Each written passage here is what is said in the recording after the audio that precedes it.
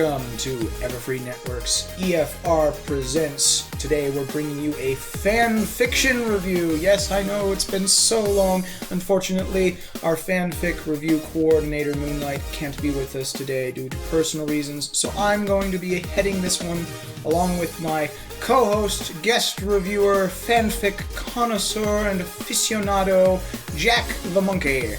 How do you do? So, the story we're going to be giving you today, and for the record, this will include some spoilers, so if you'd prefer to remain unspoiled, please take the time to read the fic before continuing in the review. The story is It Takes a Village by Determamfidd. I really hope I'm pronouncing that right, but I have no basis of pronunciation for this particular online handle, so apologies if I pronounced your name wrong. I'm sure it'll be fine. If it is, just message us. If not, then it's all good. So the story's summary is pretty short. Spike only wants things to stay the same. Time, however, has other ideas. He's going to need a lot of help. And every pony story. So the story is essentially that Spike is growing up. And while he's still a kid, he is also a dragon. So he is growing and growing and growing. And he has grown too large for the library, and in some matters, too large for the town itself. But full of the desire to stay in Ponyville, and all of his friends wanting him to stay as well, Spike's trying to figure out a way that they can work out a new living situation when some new things pop up. Parents from various different points in Equestria coming to Ponyville for the farmer's market have pointed out how frightening he is, and in several instances are under the impression that he's going to eat their children. Some other groups, such as the Royal Society for the Prevention of Cruelty to Dragons, believe that Spike being the equivalent of a quote-unquote pet or servant to Twilight Sparkle is cruel, just as the entrance exam to the School for Gifted Unicorns, hatching a dragon's egg, is also cruel. And so while his presence in Ponyville has become not just one of discomfort as he attempts to figure out a way to live there in relative comfort, with his friends all basically saying, we're going to build you a house and we're going to do this, all of the main six coming to his aid, and several of the other ponies in town, such as Big Macintosh and the rest. He now has to deal with the stress of other ponies who fear him. In addition to this, when he attempts to help out the town by doing some favors for them that only someone as big as himself could handle, he inadvertently stirs up more trouble with the dragon that we saw him eat the jewels of back in the episode when he ran away because of his jealousy of Aloysius. This dragon is named Razorfang, as we find in this story, and he originally didn't bother with Spike because Spike was essentially a baby, and so he just settled for pretty much frightening the heck out of the guy. As you do. But now that Spike is more grown, he thinks that it's only right that he get his proper due, and essentially challenges Spike to what amounts to a duel to the death. Spike, being somewhat clumsy and awkward and not entirely in control of his flame or his powers, and not yet capable of even flying, as he's never practiced or given it a shot, his goose is pretty much cooked. But, with the help of the rest of the village, he eventually overcomes the problems presented throughout the story from all different fronts. The issue with Razorfang, the being stuck between the life of being raised as a pony and being true to his dragon nature, and also dealing with people who don't understand what it is to be in his position. All the while, maturing as a dragon does, and growing as a person, pony, dragon, whatever you want to call it. So, trying to be as vague as possible on purpose there, so that we don't provide any immediate spoilers, we'll go ahead and give you the opportunity now to go and read the fic if you think that sort of story interests you, and take this time now to get that done, because from this point forward we are going to be moving on into spoiler territory. So Jack, first point of discussion, what would you like to bring up about this particular story? Just moving in order, the first thing to bring up about this story, just for me, would probably just be the summary at the very beginning itself. While good, I have a problem with it. That main problem being that it's intrinsically vague. It's really, really non-descriptive of the story. It's kind of I have to find the line real quick if I can. Where's chapter 1? Just basically describing it as an every pony story, Spike is growing up, that kind of stuff. Yeah, the summary of the story is Spike only wants this to stay the same. Time, however, has other ideas. He's going to need a lot of help, and every pony story. Yeah, that kind of title just doesn't really draw me in as a reader. It's like, don't get me wrong, loved the story, but at the same time, if I was coming at it from a different angle, and this would be the first time I'm trying to read the fic, seeing that as a title would not fill me with a feeling of, oh, this story's gonna be awesome, stuff's gonna happen. You mean summary in this case? Yeah, just a summary. I mean, it's like you're trying in the summary. You should it's the same as looking at the back of the book. You should try and sell your story, try and get people interested from the get-go, make people think of how it's going to go. I feel that the title, not the title, the description, the summary, while good, it's very lackluster and really vague. Having a bit of ambiguity and vagueness to the summary of the story isn't necessarily a bad thing, because if you intend to have any particular plot twists or stuff happen, you don't want them right there in your face in the summary. But at the same time, this particular one is really, really short and really, really vague. It's kind of like saying stuff happens, emotions are this emotion might happen, here's my story, which isn't really drawing the reader in, which it could do if it was written a little bit more in-depth or just a little bit more detail was given. In the big overall spectrum of things, it doesn't wreck the story for me, it doesn't make it any worse or make me feel any different about it. It's just, if you're wanting more people to read your story, you're better off putting a title, or a description rather, I keep saying title for some reason, that draws them in and makes them want to read. And that one just seems very... it's vague enough that people might just pass it by because they don't know what to expect. Because I kind of did the first time, to be honest. I mean, I saw this fic a couple of times on the Film Fiction Read list, and I thought, eh. Then I saw an EQD, and then it's like, may as well give it a try. Had a look, and I actually really, really enjoyed the story. And of course, the title itself, I actually really liked the title of the story, It Takes a Village, which is, of course, based on the phrase, it takes a village to raise a child, which is very true to what this particular story is. In order to master his power, his strength, and his various different dragon abilities, Spike needs all the help he can get, and he gets that from his friends and family in the village who were there for him throughout the entirety of the story, never once turning their back on him, giving it their all, always there to show support, giving him various different trainings. You know, at the beginning of the story, he's a big, lumbering, clumsy, oafish sort of kid who doesn't know what to do with his big body and his big body that he has, and he can't grab things because he doesn't know his own strength, so he usually winds up crushing or slicing through it with his claws. He has no idea how to fly. He doesn't have much control of his flame, so if he ever accidentally burps up a letter or anything like that, it generally releases a gout that burns things for meters. Yep.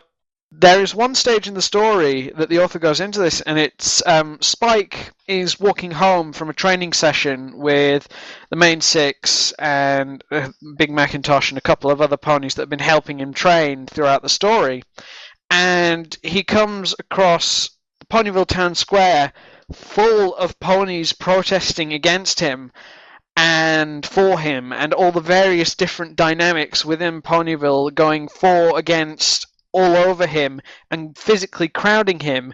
In the middle of all this, Spike gets a letter from Princess Celestia, and he can feel it coming. And then he's like, "Oh dang! What do I do? Dap, dap, really? Derp, yeah. Oh derp! What do I do?" He's got a message coming through, and every pony on the ground can see it. And like, "Oh no! Wait, what's going on? He's doing something? Oh no! Oh no! Oh no! Oh no!" And everybody's panicking, and he's just like, "What do I do? What do I do? What do I do?" And he ends up shooting the stuff into the air. But this is not Tiddly Widdly Spike anymore that, like Applejack uses for a Zippo lighter anymore. This is big, grown-up, semi-grown-up Spike, like 3 ponies high by 8 long type thing, as you'll see in the scale provided by some of the amazing artists that have drawn fan art for this. I think I have the name here somewhere, but I forget. The name of the picture is "It Takes a Village," Spike-sized by Poison D-Lou, and the link will be provided in the video. Okie dokie. And the links to these pictures will also be provided in the video summary. Check out the pages for all this various different stuff once you get around to it. Yep. And as my co-host just said, or Mike, whatever, as Bones just said, you imagine the size of that inside Ponyville Town Square, and he suddenly gets a letter, and everyone's like, "Oh, poop." And he's just panicking and panicking. He shoots this up into the air, and the entire thing, he completely forgets about it, and just leaves a letter from Celestia lying on the ground, which is kind of like, oops. Fortunately, in that situation, though, too, he also managed to prevent any excess flame or harm thanks to teaching and training from Fluttershy. Because, indeed, as we get through it, in the beginning of the story, you've got him and Twilight coming to the conclusion that he needs a new place to stay, but he still wants to be in Ponyville, so he's going to assist Twilight, and the rest of the town is going to assist in various different ways in building him a dragon-sized house, essentially. And when he encounters the first pony, who we later find out is named Grapevine, who thinks that he's a threat to the ponies of Equestria and the ponies of Ponyville, especially the children, he attempts to basically make nice by performing various different favors for the town, which includes unblocking a stream, which has been blocked by a particularly large boulder. And it's the unblocking of this stream that is what results in Razorfang, the dragon he'd encountered before when he'd inadvertently started eating some of his hoard. From All's Well That Ends Well. The big, giant, green, menacing dragon that kills everything. But he encounters him again to find out that by unblocking the stream, he has flooded Razorfang's cave. So the dragon now wants to challenge him to what is essentially a dragon's duel to the death. And he, knowing that he hasn't really had much time to learn about being a dragon, and hasn't had much time to really develop his own self-control, his own flame powers, his ability to fly, he pretty much thinks he's going to die. But Twilight and the rest of Ponyville band together to help him.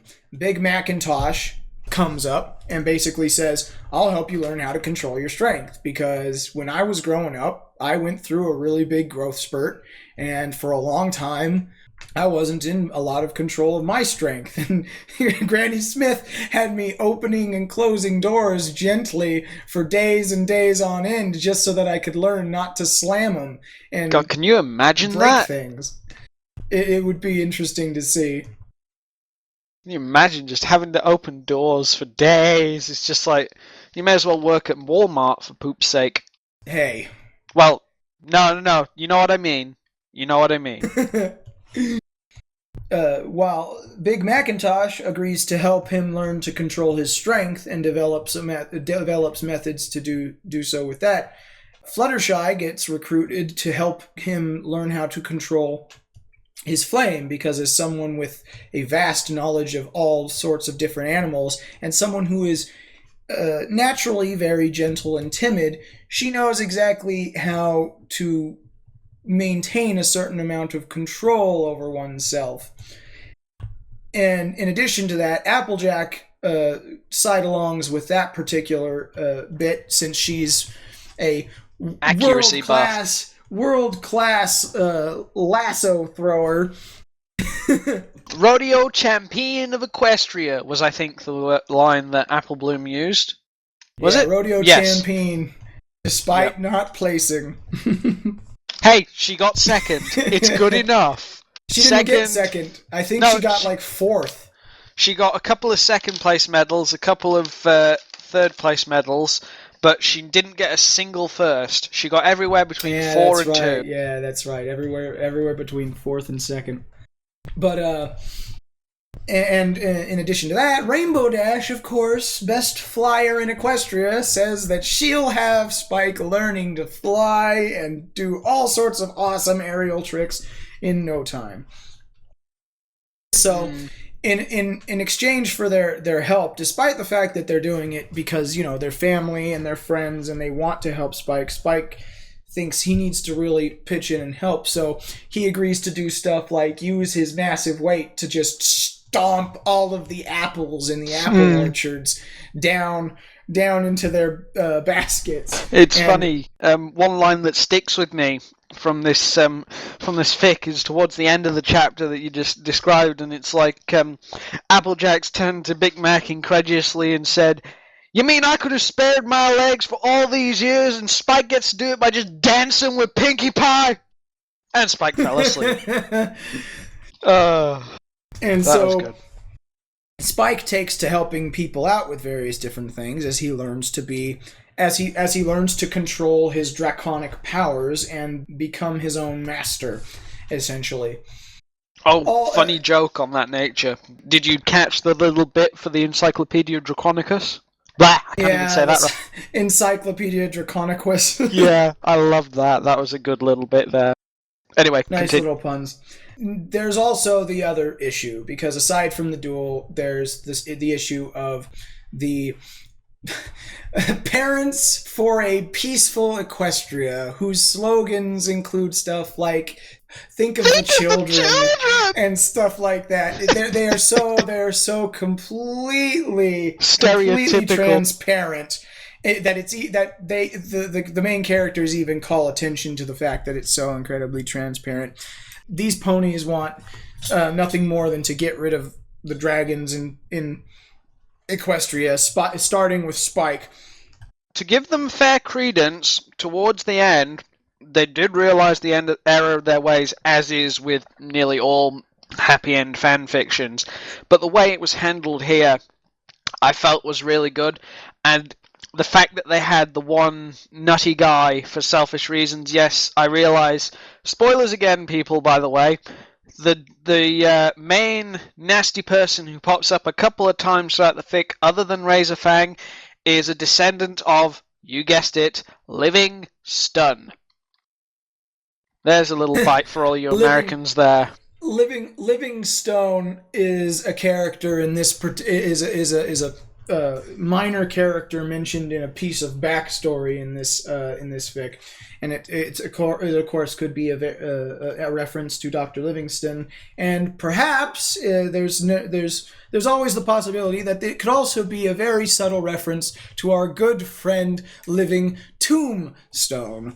Yeah, I thought that, but yeah, it's kind of loose. But at the same time, it could make it. Hell, he could have had a butler called Tombs. Who knows? So, these Parents for a Peaceful Equestria attempt to campaign against Spike. Meanwhile, there's another society on the opposite end of the spectrum called the Royal Society for the Prevention of Cruelty to Dragons. RSPCA with pony paint. Yes. It's the RSPCD. And the RSPCD are basically, they see the situation more like Spike is servile to Twilight Sparkle, and they think that it's inhumane, though not to. I know no one's human in this story, but we may as well just use the word. The personality's there, and to be honest, it's a bit of a chore coming up with inhumane, because that just sounds ridiculous. To be fair. Yeah, well, yeah, and stuff it. We'll use it. Nobody can stop us. It's imponious, something like that. But impony, infamy. They all got it impony. Spike gets an opportunity to defend himself, especially when the mayor, without his consent, arranges for a photo shoot and interview, and so he attempts to portray himself as best he can in the interview, and the interview actually is a very despite the fact that they describe the interviewee as being smarmy and a bit of a... And gauche was the words that Rarity used. Oh, yes. Smarmy and gauche. Do drop it, darling. Incredibly gauche and tacky. I think she was talking to Spike? Maybe? I digress. Whatever. Digest. Someone's been watching too much Family Guy. Indeed. So, he goes through the interview and gets an opportunity to represent himself. And the article itself actually has a few pictures, which we will also be including in the video summary and the video itself. Some great artwork in there. It Takes a Village, Spike's Scarf by Mr. Bristle. A screenshot from the show used for a baby picture that's present in the newspaper. Let's face it, Spike was cute. Even the main six confirmed it in this story. Just saying. Everyone confirms it. Spike was an adorable child. But let's face it, you never see... Even if you see a child that isn't adorable, you don't go, ew! You go, oh, isn't he cute? No, don't let him touch me. No, I don't want to. I don't know if that's necessarily true. My brother's said that he's seen his fair share of ugly, ugly babies. As he said it to their face, your child is ugly. Good day, sir. He's not exactly afraid of being blunt in certain situations. Tactless would be a word, maybe? Or he knows when to have tact, but sometimes he deliberately chooses not to. Oh dear. Usually it's because it's a friend of the family or it's a family member, so they understand he's just being playfully blunt. But the Jim Lee Rustler of Old America Town. Yes. And the other picture present in the newspaper article in the fic as it appears on femfiction.net is Spike by Cinder Dragon Spyro, and links to all of these different pictures will be provided. Small warning on... Is it that one or is it... Yeah. Yes, it's Cinder Dragon Spyro. There's some slightly more than PG rated. We are simply linking you to the picture. If you feel like perusing the entirety of Cinder Dragon Spyro's gallery... That's on your head. That is on your head, because not all of Cinder Dragon Spyro's gallery conforms to the PG rating of our website. So we are linking you directly to the perfectly safe for work picture used in the story, and nothing else. Yep. Anything else? It's on you. Now, with the news article, things get a little bit easier in some ways and a little more hectic in others, because Spike becomes more and more and more popular to an increasingly aggravating degree, just because he's getting fan mail, he's getting hate mail, he's getting death threats. Next Time I Won't Miss springs to mind.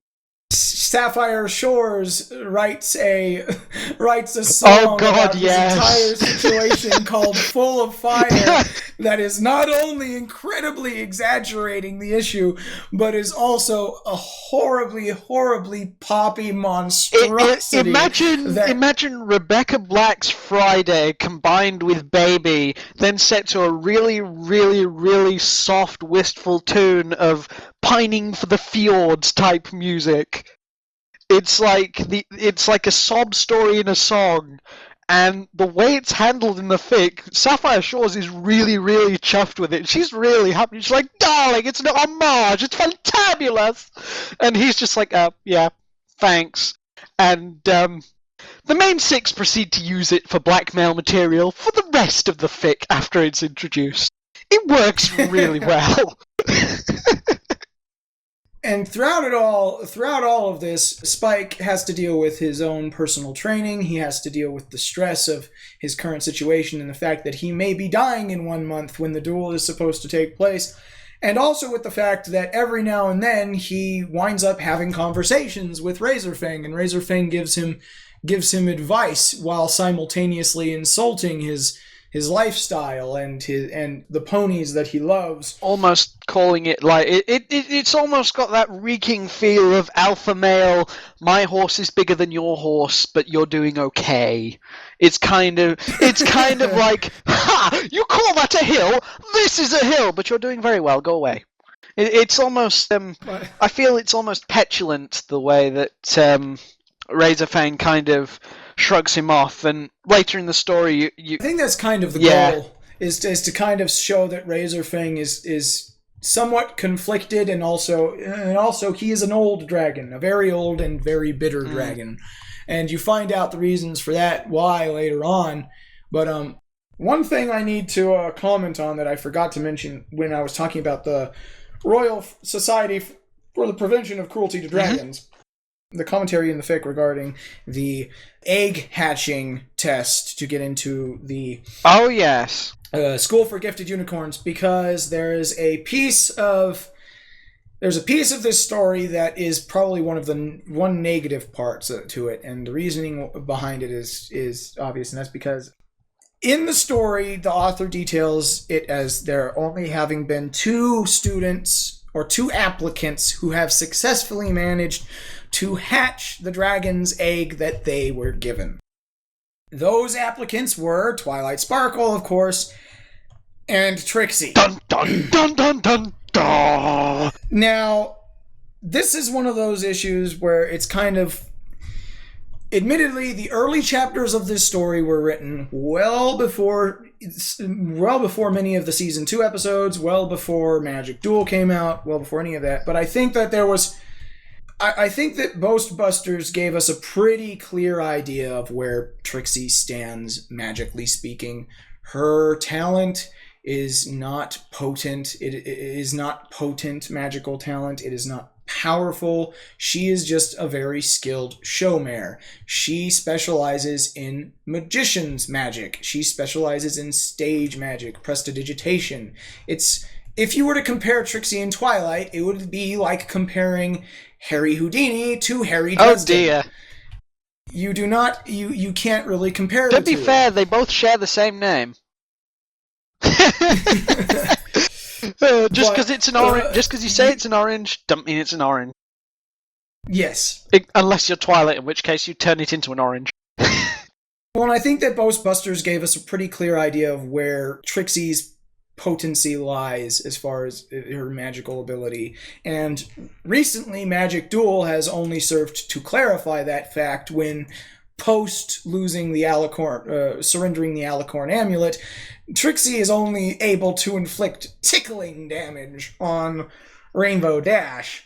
And so this concept that the fandom, a large portion of the fandom seemed to have when Trixie was introduced as a character of this sort of like opposite number to Twilight, this Agent Smith to Twilight's Seth, Neo. cover your ears. This sort of Sophisto doesn't listen to our program. Don't worry about that. Oh no, it's okay. It's okay. This Draco Malfoy to Harry to Twilight's Harry Potter. When she's just not. The thing about it is Trixie really isn't. She's really, really not. Yeah, I agree with you. She's not as powerful. However, I don't necessarily think it could have been done without Trixie. I mean, yes, you could have brought in an original character with its own backstory and things like that in order to establish and get along to introduce the character of Huffy and how that came around. But I think there was a very deliberate reason that this author chose to use Trixie, or 2 or 3 that I can think of as it is right now. One, she already has an established backstory whereas it may be shrouded in a bit of mystery, because bear in mind this is before before Magic Jewel, so most of Trixie's backstory is in black and nobody really knows. Secondly, she makes a good opposite to Twilight Sparkle, not in so much that she's the same kind of power level, but she is the same kind. Her personality is a clash to Twilight's, and this is generally kind of softened and stuff later on in the fic, as you'll see when you read it. I can see where you're coming from in that particular regard, but I do think that it could have been accomplished without using Trixie. Mm-hmm. And there are plenty of background ponies that could have just been given a workover, just to be able to. To be fair, though, that, because I do not believe for one instant that Trixie ever went to or even applied to the School for Gifted Unicorns. Like, hands down, I can see that she didn't do that. However, not necessarily all of the eggs may have been... again, this is just supposition on my part to what may or may not have happened, because it's not really given in really intense detail in the fic. It's just kind of Trixie was the person to hatch this one other egg that's appeared out of somewhere, because you're never actually given a clear story other than Huffy's clutch was left behind and she was grabbed from it and taken somewhere. It doesn't really give you a backstory as to... Well, it says that they have it on record from the records for the School for Gifted Unicorns entrance exams. Then I may have missed that bit. That's where they got the stuff. So she hatched the egg in an entrance exam for the School for Gifted Unicorns. That's my issue. Just there. Going back over the fic, was it Trixie who did it first or Twilight who did it first? Trixie did it right. first. Huffy is older than Spike. Then I can see why that would rustle Jimmy's, because if Trixie did it once, why the hell would they keep the regime in so that they can put somebody else going through it? Because the whole in the actual episode, it says that they're only doing it to test the aptitude. They're not actually doing it to make sure they can hatch it.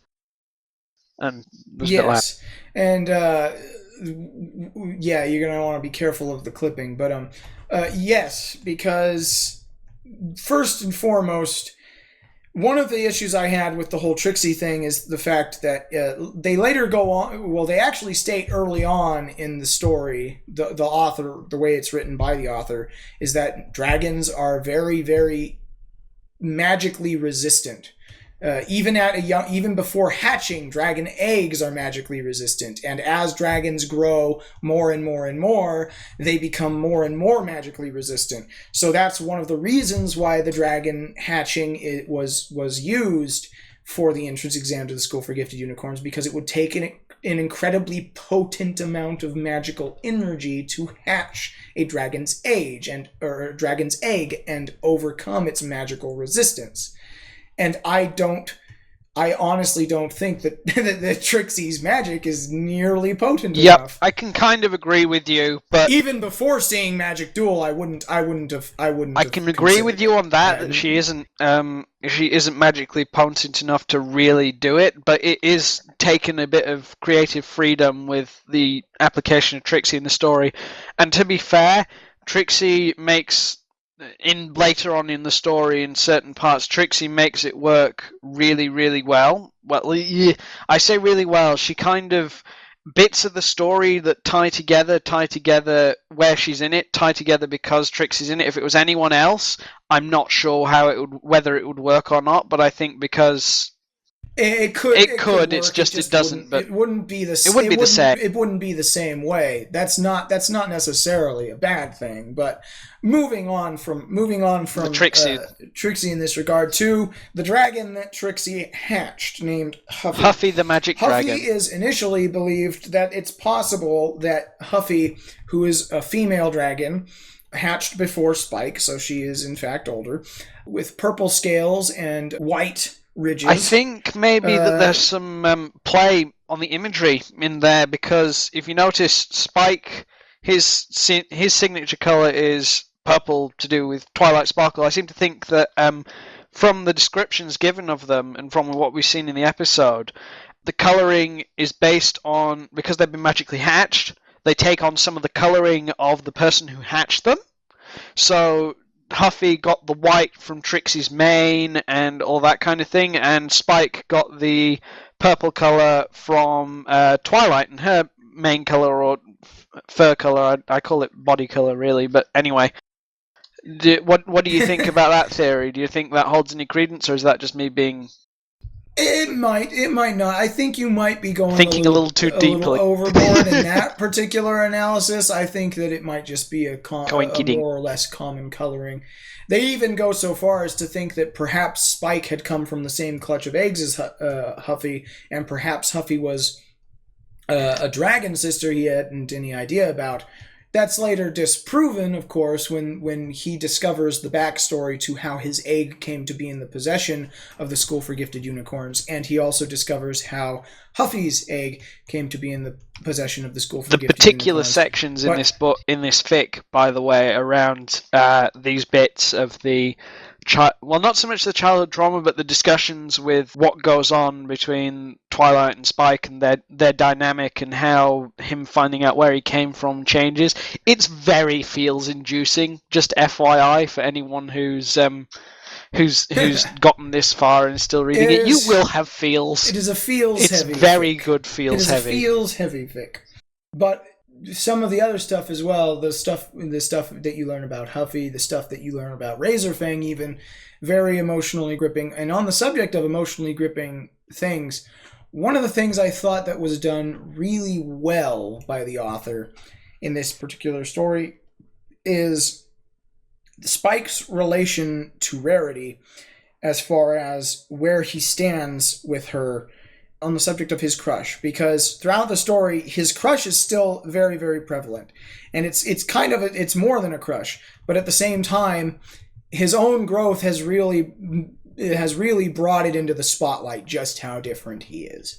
And there's this great line in the story where, after talking with Rarity, she smiles at him and they say their goodbyes and she walks away, and he's looking at her and he thinks to himself, she's so beautiful. She's so small. She's so small. It's a very significant And it's this kind of just one line that just really puts out there all of the realization, all of the potency of that one thought, just that I can never be with this girl because she is so small. We are just so different. We come from completely different worlds, as much as I wish that we didn't. And later on, when they get invited to that year's Grand Galloping Gala, as you do, and at the gala, he's actually something of a popular figure there. Main because, attraction. Of course, everybody by this point has heard of the Dragon of Ponyville, and they want to talk to him about so much stuff. And the ambassador of the Wormstadt, which is essentially she who blocks the sun, the biggest Mama Jamma dragon in the entire world. The biggest, oldest, basically the queen of the dragons, who never leaves her cave. Self-imposed queen of the dragons, I might add. Nobody wants to stand up to this woman, this dragoness of power. So everybody just kind of does what she says. When you're as old and as huge as she is, and you live in a society that pretty much values power above everything else, power and size and strength, I don't think there's going to be many people stepping up to challenge her authority. True.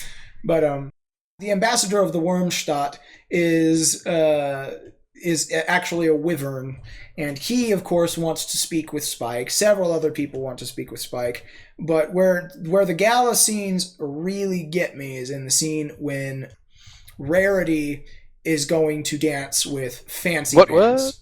And she's so excited about dancing with Fancy Pants because it's very clear that she and Fancy Pants have a thing for each other. And Spike realizes this, and he has that jealousy flare up.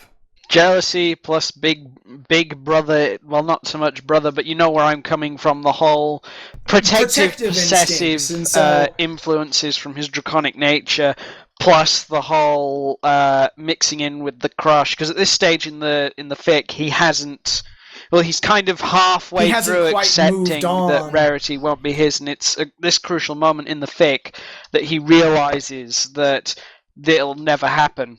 It's one of the key moments in the fic for Spike and his And that adulthood. she just thinks of him as a friend, and it's inevitable. My good friend Spike. And you can hear the heart breaking. It's like somebody dropped 1,000 glass, The crystal heart. precious crystal glasses, and you can just hear the shattering, and plenty of people have been in that position too, where someone you've liked for a really long time basically reveals that they're completely interested in someone else and have never thought of you that way, and you try to play it off like Spike does. The swag on. Rarity's excited because Fancy Pants and her are gonna go on a date. He tries to play it off by joking about it. Oh, Rarity's got a boyfriend and stuff like that, and so many of you, probably every one of you listening to this, have been in that position before, and it's gut-wrenching. Crashes against you. It's great stuff. It's the feels. It hits you home. It really, really does. The way that your man here has written this book, I really need to learn his name because this is getting embarrassing referring to him. Determamfidd. The way that Mamfidd reveals and writes this stuff, it's really, really good emotional writing, and it's so nice to read through this, and you're like, you feel it, you really, really feel it. That's the sign of somebody really achieving something great with their story, is when you empathize with the character. Love the characters so much. You don't just empathize with them, but you care about what's happening to them. You feel for them just as potently as they themselves in the story are feeling. You don't want to see this heartbreak, and when it comes, it eats you up, and you start to tear up, and you just want to cry. Manly tears have been shed reading this fic. It is a good story that makes you cry for it. It is a good story that makes you cry for its characters. A great story that makes you cry for its characters. He communicates the emotion from the character through the reader very, very, very well. It's beautifully, beautifully written. I'm just kind of laboring the same point here. He can't spell Aloysius correctly for beans, but he can make you feel absolutely for the right characters. Up until the point he uses the word hooked up. Then it's just kind of... Now, we'll get to the epilogue later. That's a whole other kettle of fish. The epilogue is a whole other monster. But interesting choice of words. With all the stuff that's happening, everything's progressing on. He's learned to fly. He gives the ponies of Ponyville rides through a harness on his back. He has mastered his flame to the point to where it's not just super controlled. It's also really, really potent and powerful to the point to where it actually exits the visible spectrum of energy that we can perceive with the naked eye. It's like a really, really super hot type thing. Like almost, imagine an acetylene torch, but turned up to maximum setting. You can barely see it, and all you can see is that tiny little blue flame. It's super, super hot. And his description of such flame and the way that Spike, in the preparation and walkthrough of how Spike conjures his flame, is very well described by Manfidd here. It's very good. Yes. He also has become incredibly agile thanks to the help of Big Macintosh and the rest of the Apple family doing obstacle course work. He's become very strong from rock lifting, starting off with Tom. It was a tumultuous relationship. Basalt blocks for his house, and I'm sorry, I had to throw a bad pun in there. He's now he is now he's now become a strong, agile, very controlled. He can pick up apples, eggs, teacups filled with water.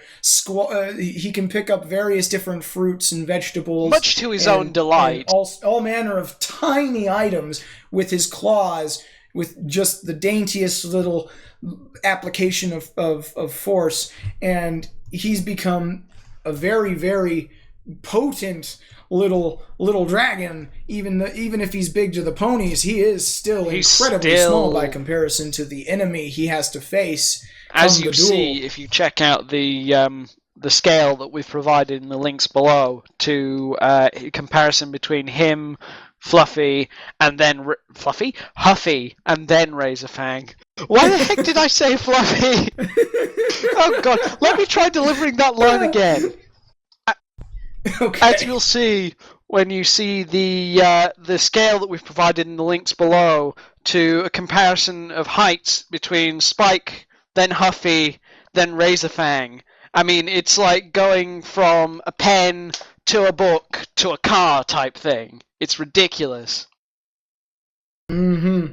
And so, when the duel finally comes, it's thanks to all of the help of the entire village, the entirety of his family, which is essentially, he's come to think of them almost, they are his horde. Other dragons who have lived amongst dragons and been raised by dragons might hoard things like jewels, or just gold, odds and ends and bits and pieces. Or odds and ends and bits and pieces. Or something. But his horde, the thing that he cares about, the thing that is his to guard, his to protect, his to love, are the ponies of Ponyville, his family, his friends. And thanks to their help, it is because of their help and their assistance and their love and the care that they have for him, that when it comes time to duel Razorfang, he is victorious. And he spares Razorfang's life. In fact, he uses his winning condition. Spoilers again. He uses his winning condition because as part of the draconic nature, which you'll read in the fic, the winner gets a choice of what happens at the end of the battle. He can choose whether the combatant lives or dies, because the conditions are mortal injury, not death, mortal injury. Mm-hmm. And because of the nature of the duel, they had to bring in a draconic mediator, wizard, warlock, if you will, from the outlands of dragon culture. A dragon wizard, essentially, a dragon As if magus. they weren't dangerous enough. They can do their own flipping magic. Well, if you're going based off of Dungeons and Dragons, which the dragons of the world of Friendship is Magic aren't quite like, but considering Hasbro owns Wizards of the Coast, who publishes Dungeons and Dragons, you can see some similarity here and there. If you were to go that far, dragons as old as Razorfang and as old as the dragon wizard that they have brought in, or the dragon magician, I should say, that they brought in, is the Magician of Coal Crater. He's referred to as the Magician. He's referred to by his title, Magician of Coal Crater. And you learn... Quite funnily... you learn what his actual name... You learned that his actual name that he had been given all those years ago during the quote-unquote pre-classical which is like era, 700 and... was Indigo. 700 odd years ago, was it? Something close to that, yeah. His real name was Indigo, or Digsy, as it were. Digsy. I love that name. A nickname, Digsy. And he knew Star Swirl the Bearded. That was a big thing. Making Twilight jelly by saying he knows someone who knew Star Swirl. Just because. There he is, Magician of Coal Crater. He's actually one of the magicians. His magical potency, it's really potent because he's actually a magically hatched dragon from Star Swirl the Bearded's time, and actually had pony friends at one point in time, but left when they dropped in the harness when he was giving them rides. Wait, what? Say that again. His friends dropped in the harness to their deaths when he was giving them a ride. That's when he stopped hanging around ponies. Yeah, I see. Because I did read that bit, but I never actually got that. Huh. But oh, and you know what? We didn't give Huffy a proper enough little bit there. Huffy is older than Spike, but her By about 60 years. Her time with ponies, which is interesting because you have to wonder how old is Trixie. Well, no, her egg was hatched before and kept. Well, no, I mean her egg. I was referring to her being older by hatching time. Oh, she's not that eggs. significantly. Yeah, she's not that much more significantly older than Spike by hatching age, but by she is, lay but age. she is larger than him. Oh yeah.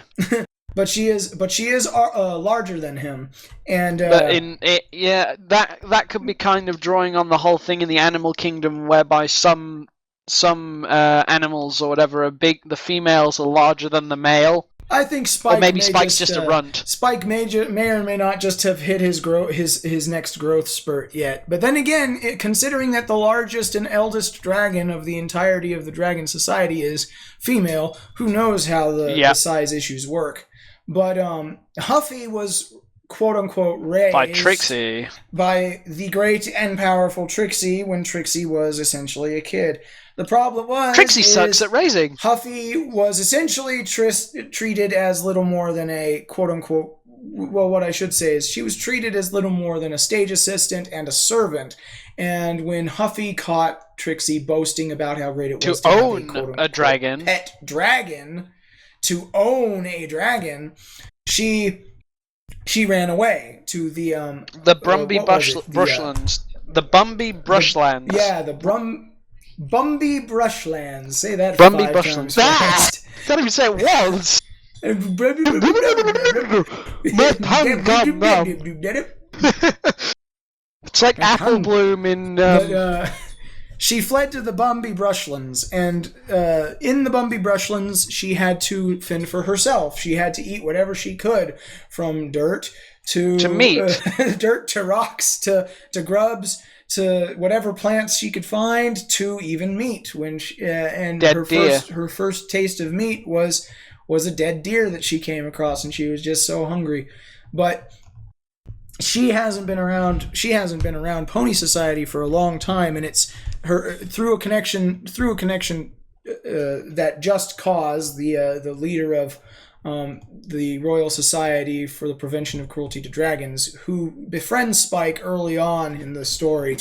Through his connections, he's able to find out exactly who, what, when, where, and why in regards to Huffy's backstory, and get her, go out and find her and basically invite her to come and spend a little bit of time in Ponyville. And the reconnection to ponies really helps her. And meanwhile, Spike has been in touch with Trixie to attempt to get her to make amends. Spike plays Huffy, matchmaker and Dr. Phil all in one. Spike plays Dr. Phil, matchmaker, all that sort of thing to Get a lot used of people. to it. But you're moving closer to the epilogue again, so shush. And Huffy becomes very, very, very, very friendly with pretty much everyone in Ponyville, and eventually comes to forgive Trixie when it comes time for everyone to basically put their foot down in regards to the whole anti-dragon issue. Because while people have their problems, not all ponies are the same, and not all dragons are the same.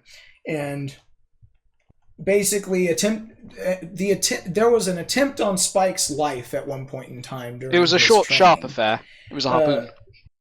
Where a harpoon was fired by one particular Livingstone, character. we find out later. In the encounter, Blarney Stone. That's true, Blarney Stone. Yes, poorly chosen, Blarney Stone. But anyway. And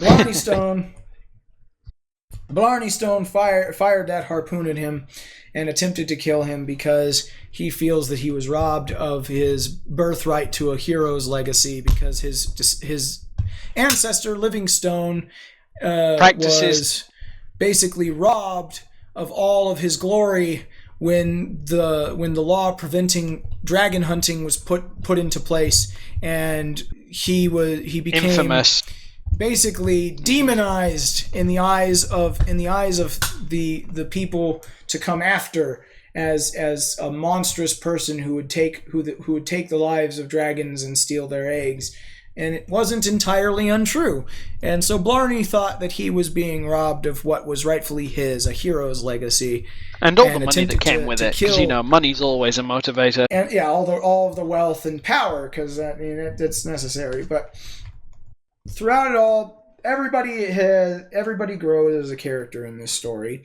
Everybody learns new things about all the different stuff. The author does a really good job at developing the dragon culture, the backstory to Equestria, stuff like the law that prevents the hunting of dragons and prevents the hunting of ponies by dragons within the borders of Equestria. The development that Spike goes through, and even other characters, Trixie's character and Twilight's character, because Twilight has to deal with the idea that Spike, he's just growing up so fast. He may die. People start moving on. There's a great bit that starts from the very beginning with Macintosh and Fluttershy. Big Macintosh and Fluttershy. Big Macintosh has this very big crush on Fluttershy, and their relationship develops over the course of the entire story to the point to where close to the middle, maybe 2/3 in, they finally seal the deal. And that brings us, when all is said and done, Spike has defeated Razorfang. His house is on its way to completion. Huffy has made amends with Trixie. Everything's sprinkles happy. and rainbows. The protests have stopped, all this sort of stuff. And the future is uncertain. We get the epilogue. Now, I'm just going to warn you. Now, Bones has a bit of an issue with this. I do as well. The epilogue is a sore spot for me on this story, because this story is 16 chapters plus an epilogue. And in all honesty, I'm very much of the opinion that ambiguity is a great way to end a story in certain times, and this would have been a good story to end on a somewhat ambiguous note, because come the end of chapter 16, which I'm going to refer to as the final chapter, essentially, because after that, as far as Bones is concerned, the epilogue is not real. Chapter 16, it's not that it's not real. I'm not going to go that far, because that's doing a disservice to the author. The author put a lot of work into the story. I just have a couple of issues with the epilogue. Now, in chapter 16, what I will refer to as the final chapter, all of the stuff has been wrapped up, essentially. They're well on their way to building Spike's house. The Parents for a Peaceful Equestria have essentially disbanded because their entire mission statement, their entire goal was based on misunderstanding. Poor facts. Essentially just lies. And a lack of facts. Lack of fact checking. They do go on to form a society for equality in Equestria, which is always a good one. It's nice to see a well-explained 180. And so they've moved forward and are now working with the Royal Society for the Prevention of Cruelty to Dragons. Spike has basically created over the course of the story a very good friendship with Princess Luna.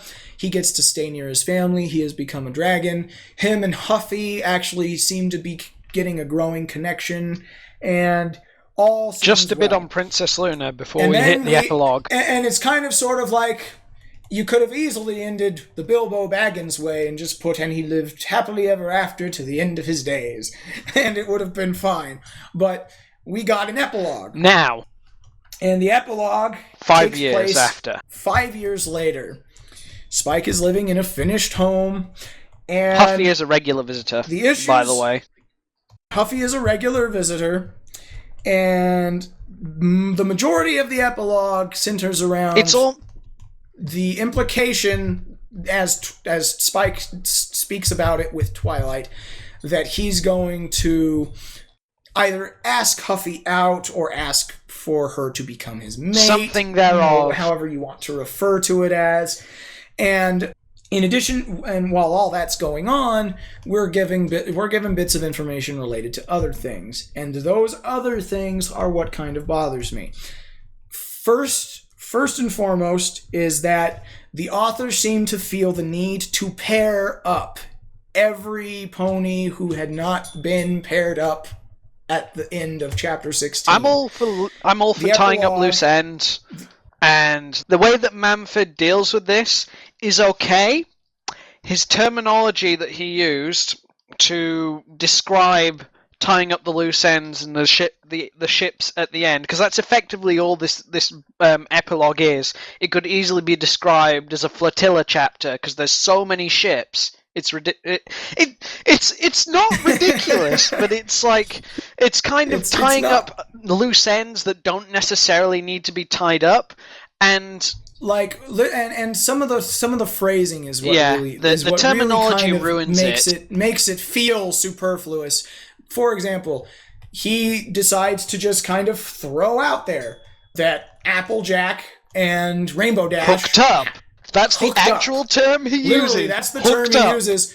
They hooked up after a party, and they've been together ever since. And though they get in arguments a lot, they're completely happy. In all fairness, and it was an okay resolution. The way he worded it was what killed it. I'm not saying it ruins the fic as total. To each his own on whether or not it did or did not come from nowhere, because you can't really argue that there was some basis for build up in there. It really wasn't. There really wasn't anything that could have possibly pointed to this. It's not hinted it really at all does throughout seem the fic. Like it's just. It really seems, especially to me, like it comes I can agree with you on that. The way the author lays it out, because if you've gotten this far and you still haven't read the actual fanfic or whatever, shame on you. But in the actual fic, when they go to the gala, pretty much Rainbow Dash and Applejack get absolutely plastered at the gala.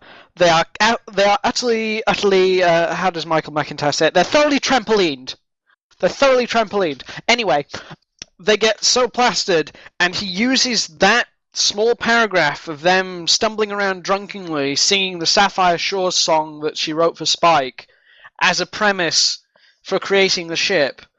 Now, I've read a lot of fanfics, and I'm not against Applejack and Rainbow Dash shipping. I rather enjoy ones that are written properly.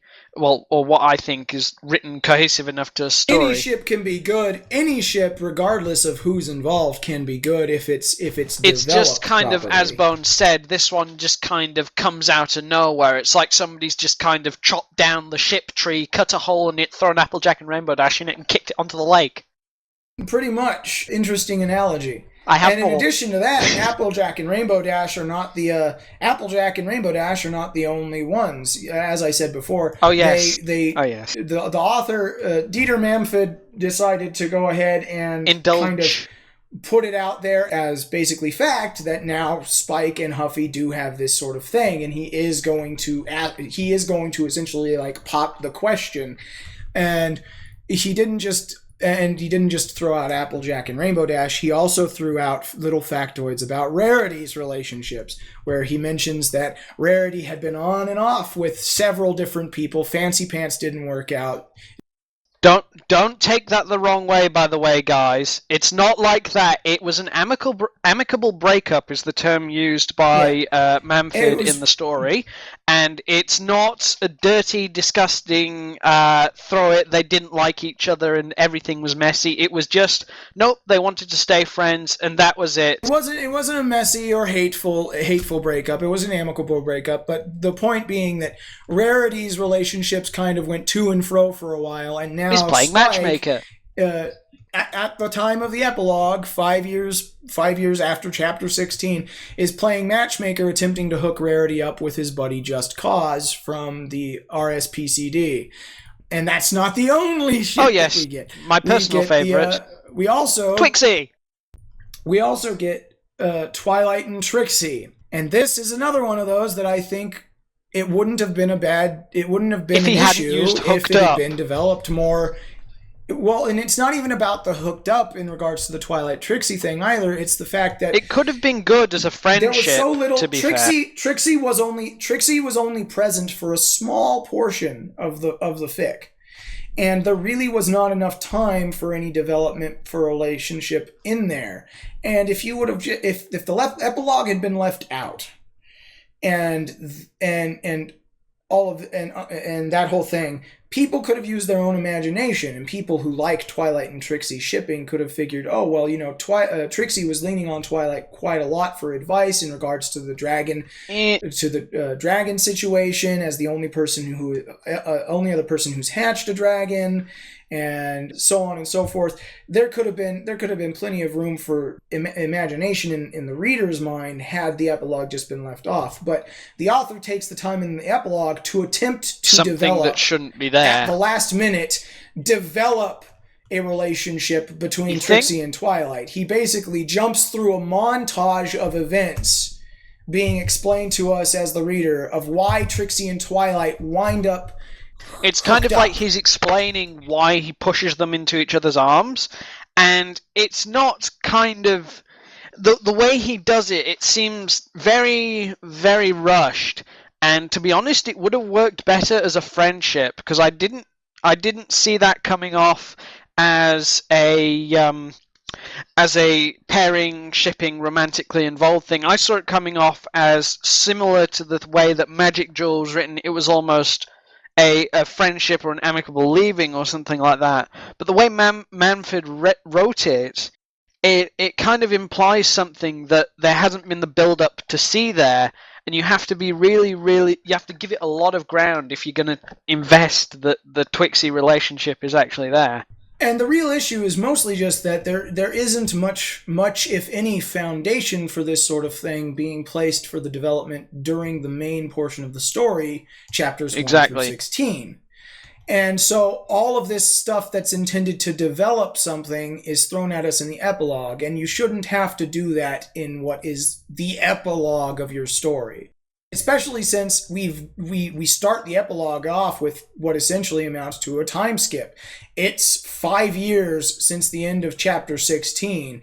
There's a lot of stuff that could have happened in that between space, but now you're going to have to try and summarize how those 5 years happened for the sake of the reader. And it's a lot like the way that the ending of the Harry Potter series It kind of seems it was retroactively written. Readers knew what J.K. Rowling intended the canon situation for a lot of the characters to be when it came to Harry Potter and Ginny Weasley, or Hermione Granger and Ron Weasley, and Draco Malfoy and stuff like that. But if the epilogue had just been left off, they could have imagined their own direction. There was enough ambiguity there. All of the loose ends had been closed for the purpose of the story, but there was ambiguity as to what the future might hold for these kids, now adults, going off into the wizarding world without needing to worry about things like It's interesting Voldemort that you and use stuff Harry like that. Potter as the analogy, because I can explain away why they would do that in the Harry Potter series, because J.K. Rowling seriously did not want to write any more big-scale Potter books or anything like that, and she wanted an air of finality, so she's like, nope, no more, I'm done, go away. With this fic, there's not so much, there isn't really a lead-in for that kind of necessity. The guy Manfred isn't trying to write for the same kind of audience, and he's sure as heck not getting paid for it. So it begs the question, why write this last chapter the way he did? I mean, don't get me wrong, I don't think the epilogue is bad. I actually enjoyed the epilogue and thought that there were some bits of the The epilogue had aspects of it that were enjoyable. The stuff with Razorfang, because at the end of chapter 16, it's left in the air. The family implements were Razorfang and Huffy and Spike all together in that family scenario, and Razorfang finally accepting him, admittedly begrudgingly. That works really well, but though it's another thing that could have been left ambiguous, and wouldn't have harmed the story at all. And that's my main point. The bone here of is contention. that there's a lot of stuff that just kind of gets thrown at you, and then it's not even just Rarity, not even just Twilight and Trixie, not even just Applejack and Rainbow Dash, but every main six character even winds up Pinkie getting Pie, paired, even if it's just in a simple mention, because the author takes the time to have Spike and Twilight mention the fact that he's working on some more matchmaking and attempting to hook Pinkie Pie up with Caramel. And it seems unnecessary. Really, superfluous. It seems I really can agree with you on unnecessary. that, and I understand that it does take away from some bits of the fic that you read early on. Like, the only one that seems to come to a decent resolution in the end of the epilogue is Spike, Huffy, and Razorfang, as well as Big Macintosh and Fluttershy, because in the end of the fic they get together and have a foal.